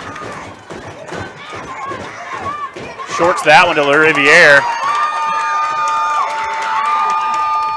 But you can't throw that. You have to draw that man. Yep. That's and really... two mental mistakes in a row there. Nick Mull's going to go off sides. They weren't able to keep 3 men back there. In terms of development, I think it's important that you develop your long sticks so that they're capable of playing offense, so that when you get those opportunities, you're able to move up and play out the advantage. Ruppel's going to take a Ruppel, sorry. Ruppel, Coach Eric Ruppel from UTD is going to take a timeout with 2:42 left, down 2. They're going to need to get one here. Yeah. It's going to be quite an exciting bench. If they can, yeah, it's going to make it a tight ball game. There you see the Cajuns looking for a stall. Good on the Comets to shut all the outlets off. They forced a really long pass there. It was a little short hop, hard to handle. UTD able to come out with the GB. Then they threw it away, and then there was a step off sides. It's been an exciting game, but it's been mostly UTD in the second half. I believe Louisiana's only scored once. Yep. Which is predicted. Gary DiSerrano, local lacrosse legend. Shout out to him, father of Cody. He's having a pretty good game today. Yeah, he's having a day. Showing out for his old man here.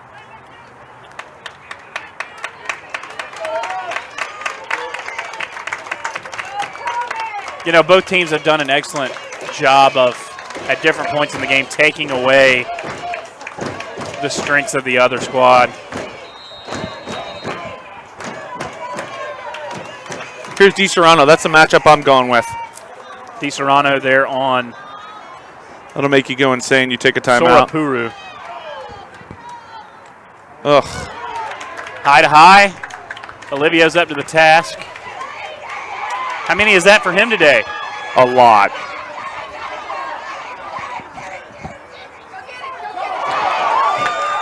Ball's on the ground. I think you take a timeout here if you're Coach Schneider, if you can get the ball. Got to take a big turn there. Let that one go. Nice little fake I think flip. you take a timeout if you're Coach Schneider. He's going to let him play. 2 minutes left.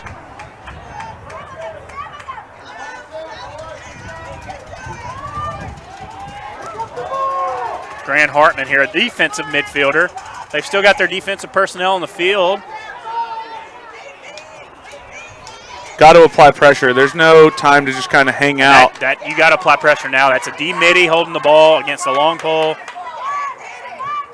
They get to the middle of the field. This is going to be tough. Scaly, oh, penalty. They dumped him.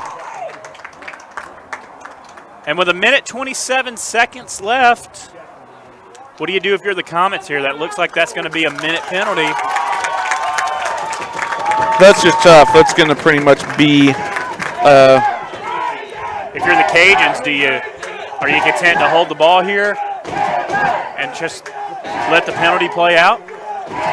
Let them take it. Let them get it aggressive and take advantage of it. You have to apply pressure. There's nothing really you can do. UTD short a guy. And UTD probably hasn't been in this position all year, so they haven't really had to utilize this part of their game planning. Down late, man down, where you need to double the ball. Got to apply pressure. It takes communication. You're going to need to either pull the goalie or trap. Well, and Louisiana has been great on man up so far. They've converted all their opportunities. There you see Castagna just pretty much telling his crew, just throw it to where they aren't. Don't worry about you. You're not going to get a stall warning on a man up. Dion's not worried.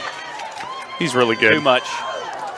But that's what you have to do there. You just have to try and speed them up a little bit. Austin Gurrell saving the day there. Able to run that one down, keep it in. 44 seconds left here. They look in. And Pijon's going to put this one away. Seals the deal. Second goal of the half. UTD just lost him. Well, they were applying pressure. It was going to be tough to guard everybody man down. Yeah. 34 seconds left. Louisiana looking to be the defending champs here. It's hard to win championships. It's hard to make to the championship. It's hard to repeat. Yeah, which it's really difficult to do. And right now, it looks like Louisiana has that opportunity. Up 3 with 34 seconds left. And they're going to be happy just to keep this ball on the ground for as long as they can. UT's got to go right now. Thompson going to roll back. Boone held scoreless. Hawkins held scoreless. Riemann with 1. Did Myers have any? I don't believe so. 10 seconds left, and it looks like Louisiana is going to be your D2 LSA champs. Here comes the gear toss. No, not quite. Premature gear toss.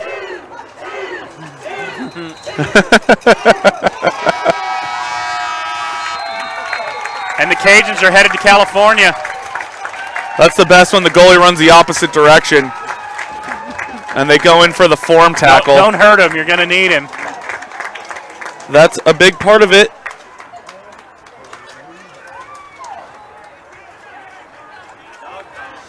Dog pile. It's a heartbreaking loss from the Comets. They've wanted that all year. Well, and I think they're going to return. They'll be back. They're going to return some guys. Oh, yeah, they'll be back. No problem. They're going to lose Carson Boone.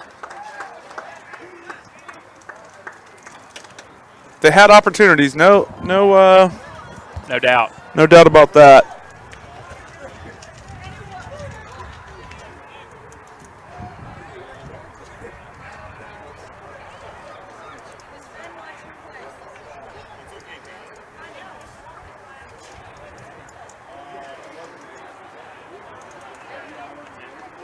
We're going to see the trophy presentation here. That's right.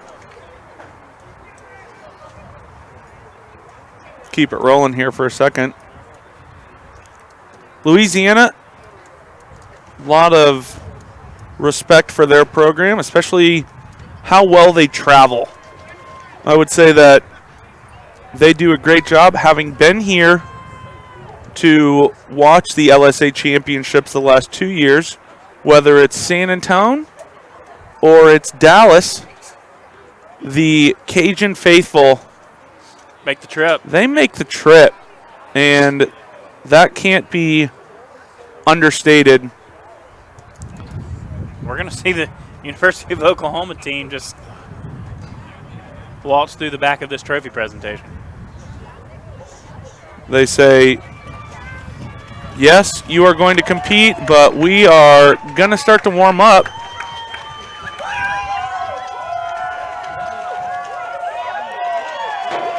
This is a tradition at UL. They always come and give all the fans a high five. Some pretty strong facial hair going on here for the Cajuns.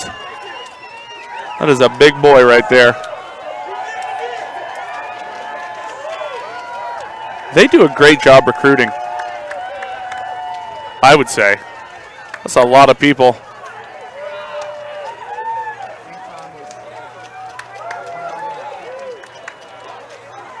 And last but not least, here come the coaches.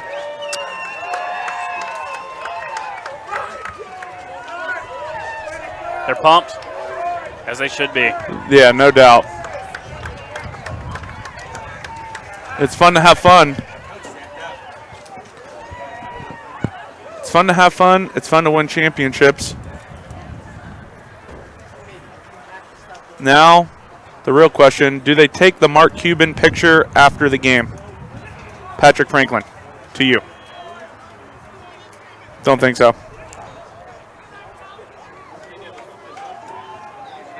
They replaced their hand on the D1 trophy. Weird. You're bad.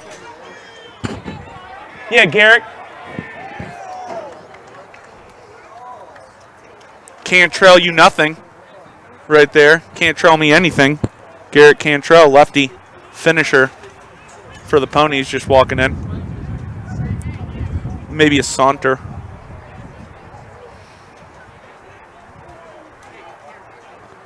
Is there just a...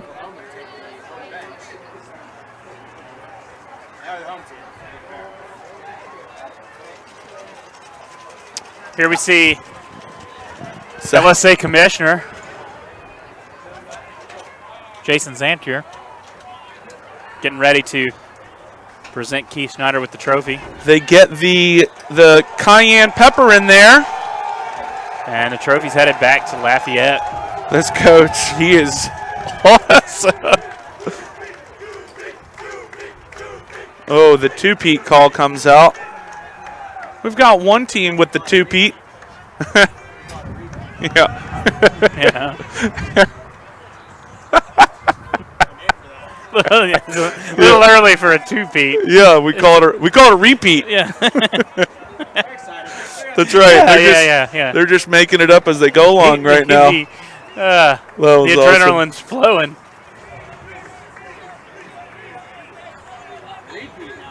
Oh, it's a little premature. You don't ever want to throw that down. Again, Anthony Crimmins, stickstarlacrosse on Twitter, and this is Cliff White. He's at Lone Star Power Ranks. Go ahead and settle in. Maybe go make yourself a sandwich. And we'll be back here in roughly 55 minutes to get the SMU-OU game going. Interesting action before the game. OU and SMU going with they're settling into the same sideline, which is the first time I've ever seen that. I will be interested to see how that plays out. SMU is this is their home field. They are not the home team for this game. Fascinating development. Excited to see how it plays out, and we will in roughly 55 minutes. We'll see you in a little bit.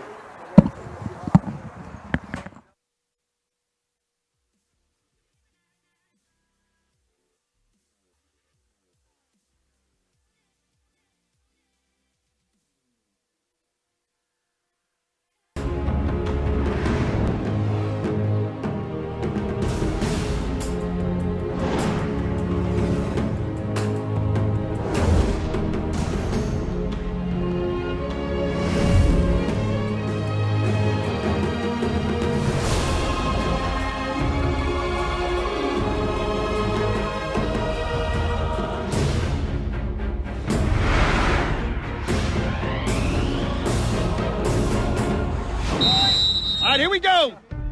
There's so many people who have done so many great things selflessly for our country. When we see these men and women coming back with no arms, legs, or they have psychological issues, we have to stand behind them. Shootout for Soldiers is something that we're very proud to be associated with. You'll have 10 to 15,000 fans circulate through over the 24 hours. Lacrosse is exploding nationwide. It gets better and better every year, so the more people that come out, the better it's going to be. This event is about using lacrosse as a platform to connect people and connect veterans in the community. These men and women have served our country proudly for many years, and we try to do what we can to give back to them. An event like this creates very, very strong awareness, very tangible interaction with veterans. This is a good way for the girls to learn about why they have the freedoms that they have and to give back to the people that give so much to them. I don't think most of us really understand the mental trauma and physical trauma that a lot of our veterans go through, and I think it's very important that we recognize them and support them 100%. Shootout for Soldiers, since it started in 2012, has raised over $350,000 exclusively for Wounded Warrior Project. That is a massive impact, so we couldn't be happier to be a part of this event. 94 cents of every dollar we received from this event went straight to service members. Just finished 24 hours. I think I checked and we raised $65,490. We both played in the first game to kick off the 24-hour game. We got to stand together at the opening ceremony. I've just been blessed. At my age of 57, I can still get up and run up down this field with some of the young guys. The level of play is it's extremely competitive. It's clean, it's hard fought, but it's competitive. Stay tight, go, go, go! We're out there having fun. Everybody's laughing when we're hitting. Good time. It was certainly an honor just to be on the field with those guys. It's really a way to spend time with my dad and to give back to the country and all the troops who have served and even the ones who have fallen for us. The military is very strong in our family, and it's something that I hope my family will keep doing. My daughter is a pilot in the Air Force, and we just want to support the military and all they do. We know the things that they give up. I think it's a great cause just to give back to everyone who gave to us. Why wouldn't you want to volunteer your time to the people that fight for our freedom in this country to enable us to play this great game? Veterans need support, encouragement, positive opportunities for them to get together and engage with the community. Events like this give us something to live for, give us something to hope for, give us something on our calendar every year for us to look forward to doing. We really appreciate the opportunity to get out here and to be a part of this. Yeah, here we go. Time. I can feel it right here. It's going to happen. That's what it's all about right there. Thank you, veterans! Support those that have supported you. It only takes 24 hours to make a difference. Pick up a stick, come play. Open up your heart. Do some good. Be selfless. In this really selfish world, find a way to do some good. And in some small way, say thank you. Shootout for soldiers! Soldiers need you. The shootout needs you. Go do it. Hoorah!